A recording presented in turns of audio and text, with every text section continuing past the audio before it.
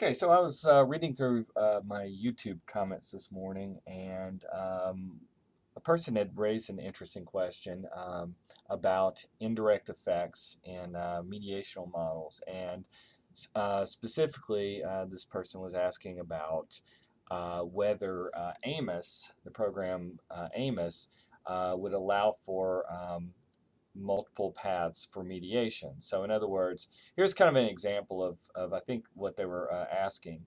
Uh, this is an AMOS diagram where you have mastery goals predicting achievement via two possible mediating mechanisms. So we have anxiety and interest. And there's also a direct effect modeled here as well.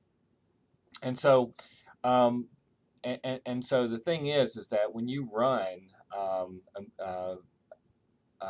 you know, are testing mediation through AMOS, one of the downsides of the program is that what it will give you in terms of the indirect effect is the indirect effect running through this mediating variable plus the indirect effect running through this variable. So it makes it kind of difficult to isolate which mediator is having the effect. Sometimes it's a case where the mediation flows through one mediator. Sometimes it might flow through multiple mediators. And so being able to isolate the source of the mediation can be a little tricky in AMOS. So like for instance, right here we've got, if I run this particular model and I look at the estimates where I've asked for the indirect effects, you'll see it says the indirect effect of mastery on achieve is 0.1786. And basically, that is calculated by taking the indirect effect via anxiety and the indirect effect via interest and adding them together. In fact, you know, let's see if I can find my little calculator here. Let's just do this. So, we're going to look at the unstandardized indirect effects. We're going to take zero point 0.4, make that a negative, times 0.04, make that a negative as well, and then plus the 0.77 times 0.21. And you can see that really with rounding, it's about 0.17. If you get a little bit more precise estimates, these are rounded off at 2 decimal places, whereas in the output, you'll see it's rounded off at 4. So at any rate, the point is that if I take this indirect effect and add it to this indirect effect, it gets me a total indirect effect via both mediators, and that is what is essentially printed out in AMOS.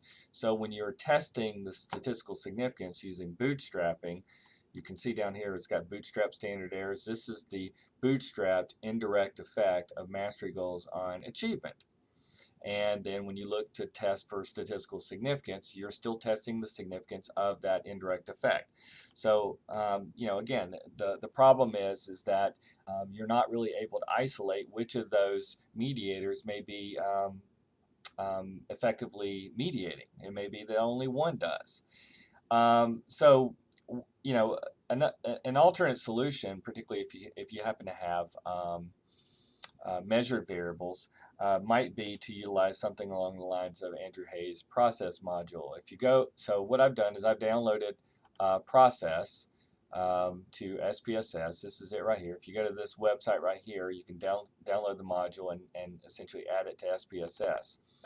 And I can basically perform the same analysis testing multiple mediation. So um, there's actually a ton of different types of models that can be run using this add-in. It's extremely flexible, and so I'd encourage you. He even has books on how to use process and how to look at mediation and moderation. So it's really a very good tool. But at any rate, we can perform the bootstrapping and even break down the effects and test those individual paths if we want. And so, kind of going back, this is the essential figure here. So I've got mastery predicting anxiety, anxiety predicting achievement, mastery to interest, and then to achievement. So what I'm going to do is I'm going to move mastery over to the independent variable box, and then I'm going to move achievement to the outcome box. Then you can see I'm going to move interest and anxiety over to the M box, and so these variables are serving as mediators. And then under options, there's a cool little thing which is you can actually both obtain significance tests for each indirect effect, as well as compare the indirect effects themselves. So you can actually test whether the indirect effects flowing through each mediator are significantly different from each other. So I'm going to go ahead and click on that. So now click on continue, and you'll notice it says bootstrap sample. So this is using bootstrapping, and we're going to stick with the bias corrected bootstrap, pretty much like I had done previously in my other video with AMOS. And you'll get 5,000 bootstrap samples. So now I've clicked on the button here, and it's running. And right up here you'll get the outcome variables for each part of the system of variables. So you've got in this case we've got interest, anxiety, and achieve as our dependent variables, our endogenous variables in the model.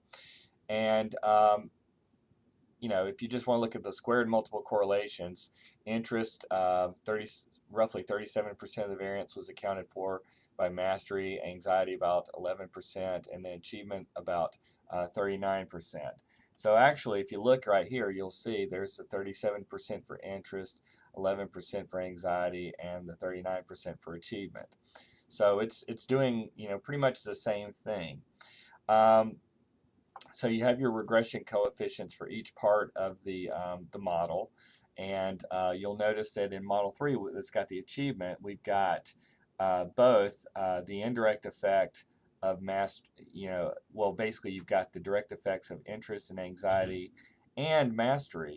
You'll see right here you've got a direct effect, a direct effect, and a direct effect. So you can see right there we've modeled that as well, and then you've got the significance test for each of those. You'll notice right away anxiety in that last model was not statistically significant. So I would not expect there to be significant indirect effect of mastery goals via anxiety. And when you go down there, you can see there's the direct effect of mastery, and that's just going to reproduce what we had up here in this particular model. And you'll also notice that you've got the indirect effect. So you've got the indirect effect of interest on, the indirect effect of mastery on achievement via interest. And you see it's calculated as 0.1625. Remember before, what did we do? We took, if we take the mastery multiplied by interest, it's roughly the same. Like I said, these are kind of rounded off right here. So about the same. Then you'll see that the indirect effect of mastery via anxiety is about 0.016. And you can use the confidence intervals right here that are formed around each of these indirect effects to determine statistical significance. So basically, if 0 falls between the lower and the upper bound, you would maintain the null and conclude that there's no significant indirect effect via a given route. And if 0 falls outside of that bounds, then you can determine that there is significant indirect effect via a given route. So as you can see right here, 0 falls between the lower and the upper bound of the confidence interval, leading us then to maintain the null with this falls outside of this interval, and so that leads us then to reject the null hypothesis concerning the indirect effect and infer that the indirect effect in the population is significantly different from 0. When we look at the indirect effect for anxiety, you see that 0 does fall between the lower and upper bound, and so we would maintain the null hypothesis concerning the indirect effect. So as you can see, we've now tested the indirect effect of each of those pathways through the different mediational mechanisms. And then this last test right here is a test of the difference in the indirect effects. So you'll notice that down here it says specific direct effect contrast, where it's basically, for some reason my program's acting a little weird. So you've got basically the indirect effect for via interest minus the indirect effect via anxiety. So if you take this indirect effect, subtract this indirect effect, you get the 0.1463, and you can test whether there's a significant difference in the indirect effects. If 0 falls within between the lower and the upper bound, you would maintain the null. If it falls outside, you reject. Obviously, 0 falls outside of the lower and upper bound, so you would reject the null hypothesis and conclude that there's a significant difference in the indirect effects via the interest and anxiety mediating mechanisms. Now, one other possibility, if you are using AMOS to achieve kind of the same type of test, in this kind of system right here, what you could theoretically do is, because you have indirect effects via two pathways, another option might be to fix one path for one pathway to 0. So in other words, for instance, if I wanted to test the indirect effect of mastery on achievement via interest, then I could fix this pathway by right-clicking on Object Properties and fixing that regression weight to 0. And so there you go.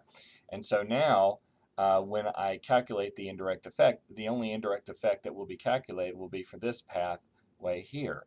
And then there will be bootstrap standard errors and a confidence interval for that indirect effect. So let's do that. Let's just take a quick look. So just clicked on that, and so now you'll notice that under estimates, go to matrices, and then down to indirect effects, and you'll notice that the indirect effect is of mastery on achievement is 0.1625, which, if we go back and we look at our previous bootstrapping through the process program, there's the indirect effect that we just calculated, and there's the bootstrap standard error of 0.0568. If we go down here, if we've asked for bootstrap standard errors and confidence intervals, then we can click on this, and now you see here's the bootstrap standard error for the indirect effect of mastery on achievement, and the confidence interval is right here. So you've got it ranges between 0.06, roughly 0.061 to 0.285. And if we go down here, there it is, roughly 0.06 to 0.285. So you can see there's the indirect effect in this case. And then so that's essentially the indirect effect there. And then if we want to test the other indirect effect, I'm going to free this parameter. So I'm going to right-click on Object Properties and free that parameter, and then fix this parameter to 0. And so now I'm going to model the indirect effect through this route and generate the standard error. So I'm going to click on Calculate Estimates, and Estimates, Matrices, and you can see, let's go down to indirect effects, is 0.0161, which is what we had before. The bootstrap standard error was 0.0239, and if we go back to what we had before, bootstrap standard error is roughly 0.02, just like I said, within rounding error. And when you're bootstrapping, you're taking repeated samples anyway, so there might be a few differences, but not too great. Bootstrap confidence interval ranges between negative 0.026 to 0.07, and so when we go back and we look and compare our results, you can see 0.02, roughly 0.024, negative 0.025 to 0.07. So you can see basically the same thing. And so you can see there, when you're testing that indirect effect, it was not statistically significant.